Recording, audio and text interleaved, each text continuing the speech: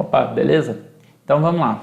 Hoje a gente está mostrando aqui uma sequência de funcionalidades do EC350 com base numa tabela da Algás, um checklist muito bem elaborado, com vários pontos, que a gente vai comentar alguns deles só. Em primeiro lugar, separar entre tabela de itens obrigatórios e itens desejados ou desejáveis, foi muito assertivo, né? Assim como o teste Modbus e Modbus Enron. Se a gente quer um equipamento que funcione com protocolos padrões de mercado, com diversos drivers, a gente tem que priorizar isso daí. Tá? Eu vou tomar como base o EC350, que é o equipamento da Mercury, que passou a ser fabricado pela Honeywell, né? É um equipamento muito robusto e muito completo e muito atualizado. Então ele deve atender aqui a maior parte dos itens. Lembrando o seguinte, pelo que a gente verificou aqui, nenhum equipamento hoje atende todos os itens. Daí a importância de se fazer essa consulta pública para que realmente não fique uma coisa sem aparecer nenhum proponente que tenha um equipamento que atenda todos esses itens, né? A gente viu aqui são 66 itens obrigatórios, fora alguns que a gente deve sugerir, ok? Mais para o finzinho eu vou falar os que a gente deve sugerir.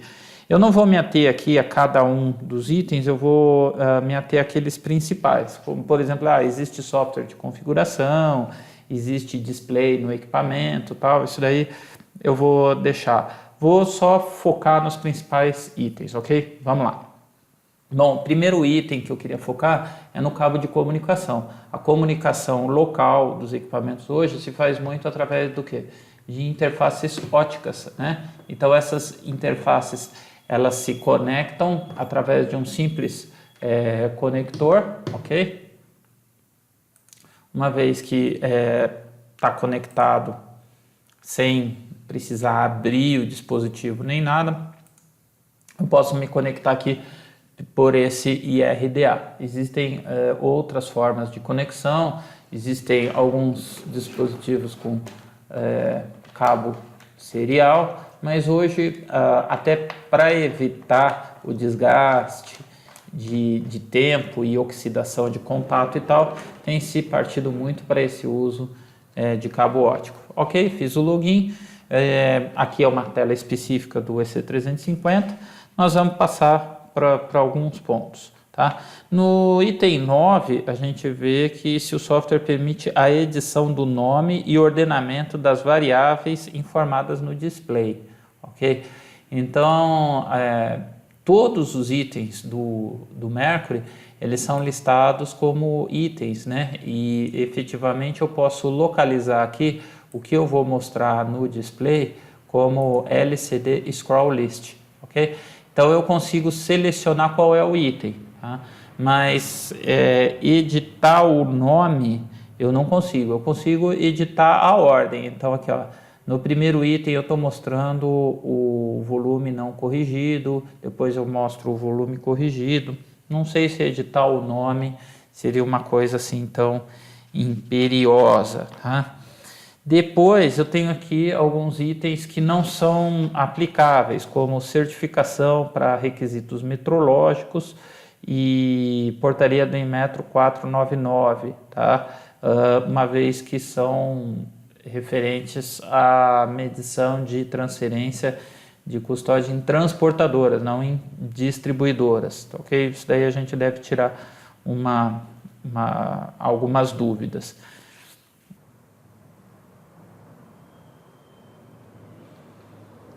Então, no item 14, 15, 16, ele pergunta sobre as certificações. No item 16, nós temos se o conjunto eles têm certificação para atmosfera explosiva, né? Então, isso daqui é importante tomar um cuidado, porque na nossa avaliação, esse equipamento, por transmitir um transdutor de pressão, ou seja, eu tenho pressão de gás chegando aqui, ele deveria ser classificado como zona zero, porque afinal de contas eu tenho uma atmosfera explosiva constantemente presente, né, no elemento do sensor, que tem contato com o oxigênio de um lado e com o gás do outro. Então, esse transmissor ele tem que ser IA, intrinsecamente seguro, para a zona 0, e logo o equipamento também por abrigar esse transmissor lá dentro. Isso daí é importante a gente discutir, né? Em relação à certificação de intempérie, uma dúvida que a gente tem é se essa intempérie pode ser um certificado equivalente, como um ensaio de envelhecimento ou alguma coisa desse tipo, tá ok? Em relação ao item 18, a dúvida que a gente tem é sobre as pressões típicas de 2, 4, a gente sabe que em alguns casos podem ter equivalências que não são exatamente nessa mesma unidade, pode ser de PSI a hora que eu passo para o quilo, né? Ainda que o equipamento tenha essas unidades em quilo, como pede o item número 19. E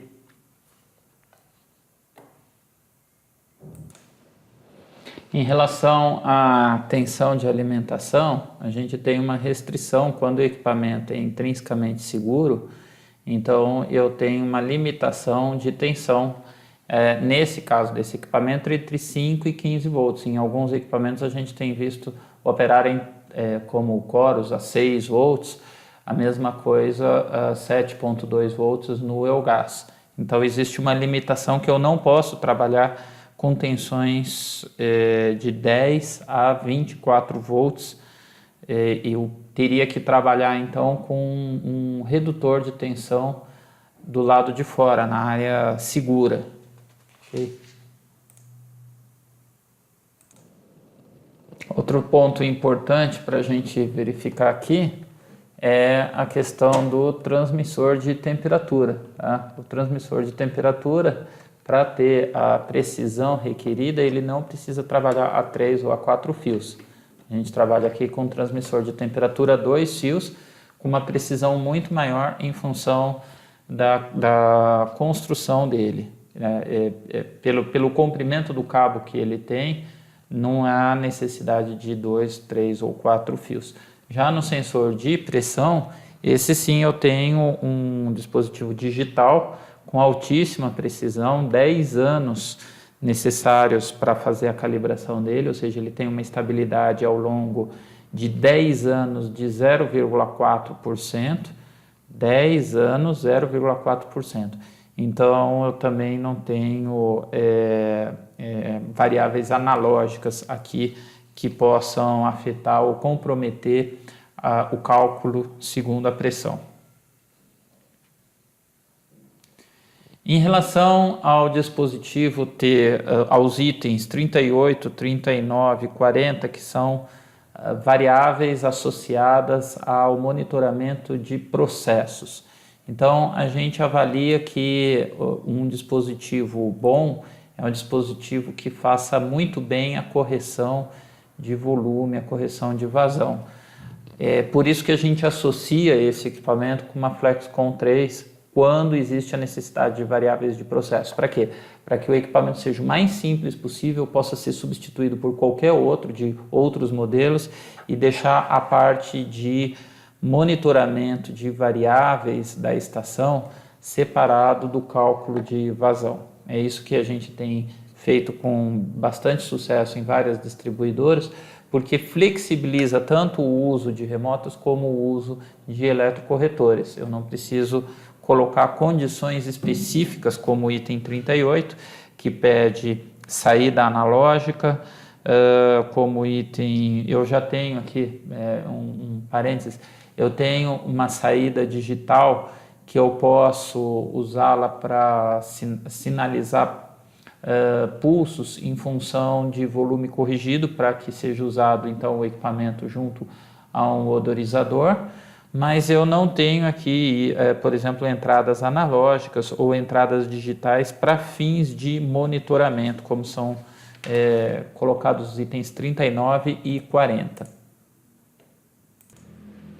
Já quanto aos itens de configuração, né, eles serem armazenados em memória volátil ou não, o EC350 ele trabalha com um sistema de baterias duplo, né, aqui. Então, quando eu vou trocar, ele não tem nenhuma bateria dele, ou seja, evita oxidação, evita qualquer tipo de manutenção, é bastante simplificado. E eu trabalho com 3 formas de energia, que eu posso ter ou a pilha, bateria, ou ainda a fonte externa, e essa pilha funciona como backup. Então, eu sempre tenho uma sinalização do status dessas baterias como se fosse a bateria de backup. Então, saiu o conceito de bateria de backup justamente porque ele acaba trazendo mais manutenção do que as baterias atuais, porque elas estão extremamente seguras já e bastante evoluídas.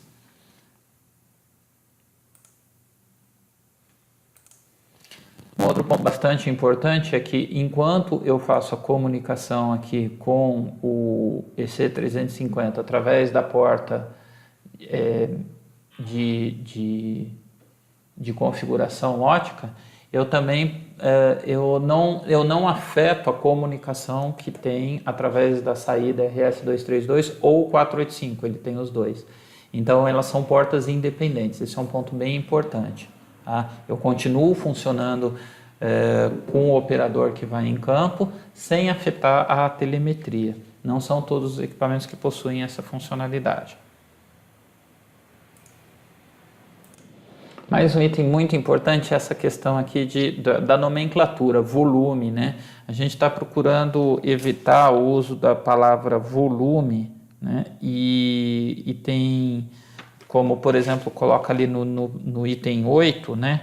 Se o equipamento possui volume convertido do dia atual, volume convertido do dia anterior, a gente tem substituído volume ou por consumo, quando esse volume se referir a um período, ou por totalizador, quando ele se referir ao índex, tanto corrigido como não corrigido, aquele mecânico. Porque evita, muita gente chama vazão de volume, muita gente chama consumo de volume, e aí um está falando que é o consumo, o outro está falando que é o totalizador, mas ambos estão usando o termo volume. Então a gente tem substituído, não vai mais usar volume lá na CISPRO, usa em função dos clientes, mas a gente está fazendo uma campanha para especificar que volume que está se tratando, né, que a gente está falando. Um item importante que a norma N12405 trouxe foi esse aqui de volume em erro, né? Tanto corrigido como não corrigido. O que são isso? São totalizadores que armazenam dados caso o sensor de pressão ou de temperatura ou qualquer anormalidade na correção de volume seja identificada. Isso a gente não viu na tabela.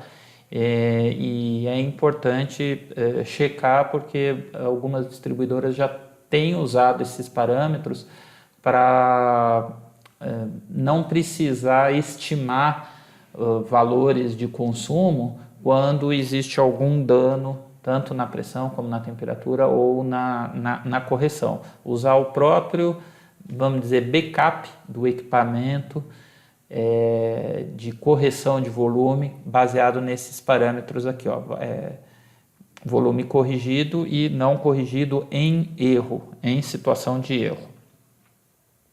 Mais um item importante, a atualização, o update de firmware, né? Como é feita essa atualização de update de firmware, a gente não localizou nenhuma chamada disso.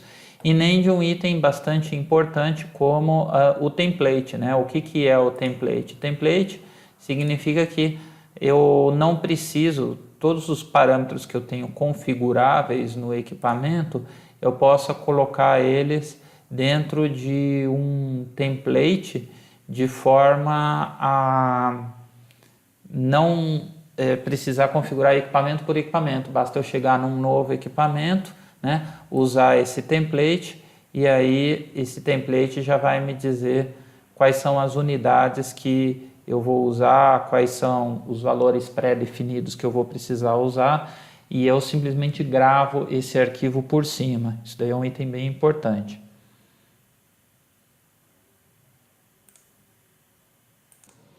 Muito, muito importante o fornecimento de barreiras de segurança intrínseca, tanto para a alimentação elétrica do equipamento, como para a comunicação 232 ou 485. Quando eu uso uma FlexCom, ela já tem a barreira, eu não preciso usar a barreira.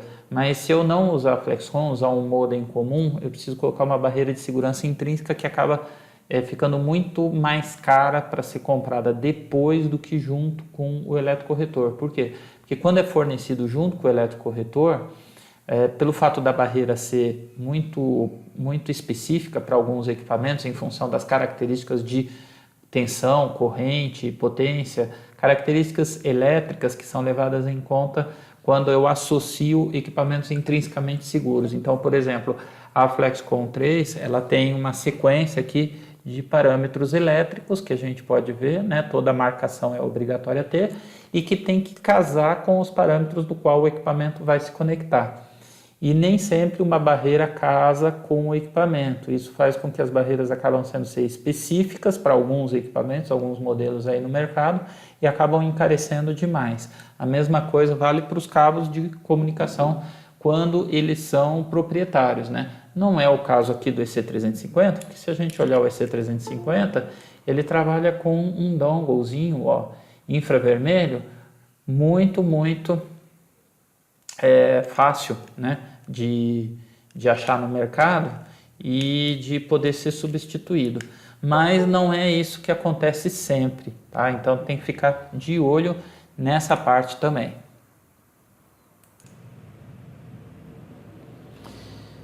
O item 32 do documento, se a gente olhar aí, ele fala que o cabo do sensor PT100 ele precisa ser a prova de explosão. É estranho, porque o sinal já é intrinsecamente seguro, tá? Ele precisa ser a prova de tempo, talvez, acho que é isso, tipo um inox ou alguma coisa assim, né? Ou seja, não serviria esse tipo aqui Teflon. Tá? O EC350 ele vem com diversos cabos diferentes, é claro que isso daí interfere no preço muito, interfere demais no preço do equipamento, mas independente de ser Teflon ou de ser um aço inox, o sinal é intrinsecamente seguro, então não tem problema em relação a isso.